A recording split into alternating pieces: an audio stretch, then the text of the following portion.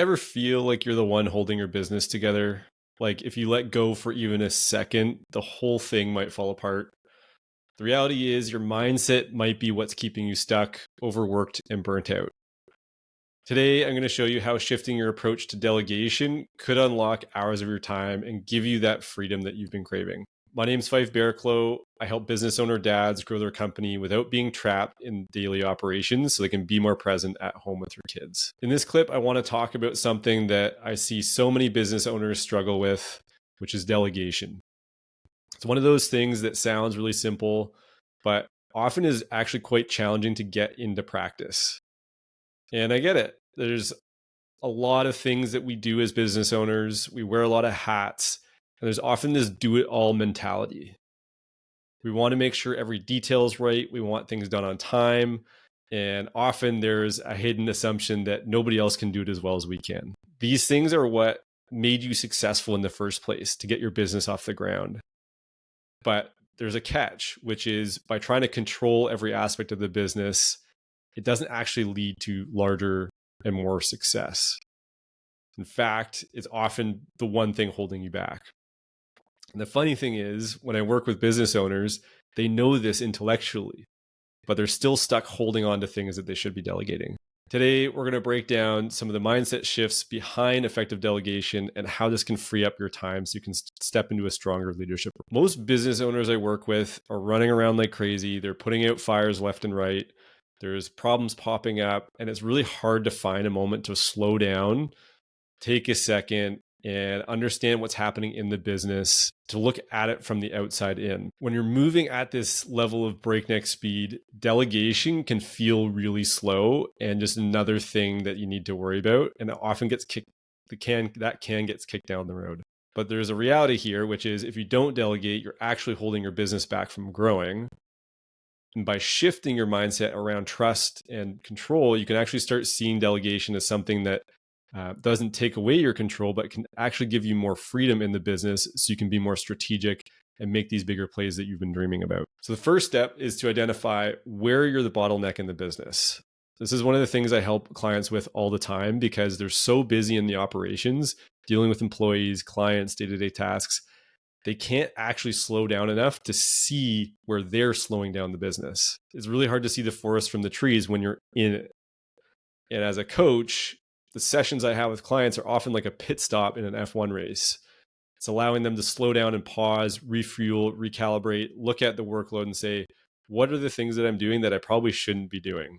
This is where we start to hone in on where they're actually the bottleneck, which sometimes isn't as obvious when you don't have somebody prompting you and challenging you on things. And often these sessions are a forcing function to actually create the space to understand where they're the bottleneck so they can actually make those shifts.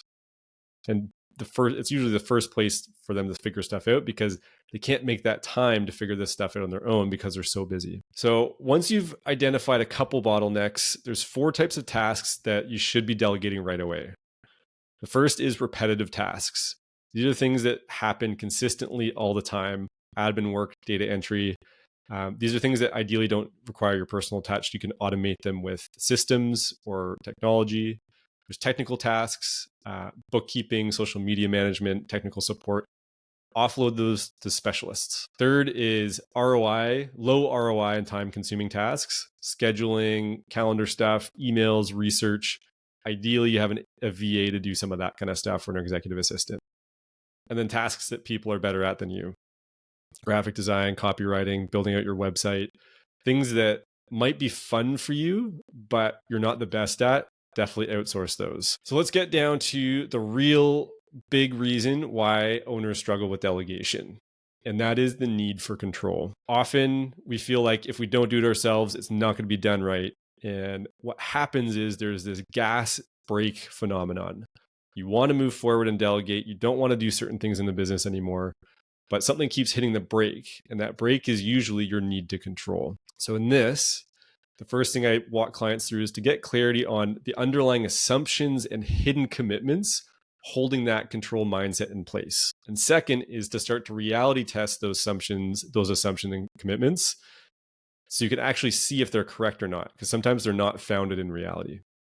So some of the things I see often are an owner being committed to being the best in their business at the technical thing. So I'm the best plumber. I'm the best painter. Because I'm the best at it, I have all the answers and I need to help my team and do the thing, which keeps them in the field and doing the work. They're committed to showing the team how to work hard by leading by example. I'm not on site. The team's going to slow down and won't hustle. I've always done these things, and if I don't do them, I won't really know what to do and it won't look like I'm working hard. Third example is being really committed to the relationships in the business with clients. If I give up sales, I'm going to lose clients and relationships. I've worked so hard, I can't offload that to somebody else. That would feel like a breach of relationship. The key with these examples is there's this hidden brake pedal that's happening. And it's usually something that's getting in the way of that delegation. That's a mindset piece. And when you slowly start testing with experiments, you can start to see these assumptions at play and see these blind spots that are keeping you from actually handing things off well. So to recap, what's one area you feel stuck in as it relates to delegating? What might be a hidden commitment and assumption that's keeping you stuck? That's going to be the hardest piece to see. And reach out if you have questions. I'm happy to chat. And 3, what is a small experiment to reality test that assumption that's keeping you stuck? How can you test if that's true or not?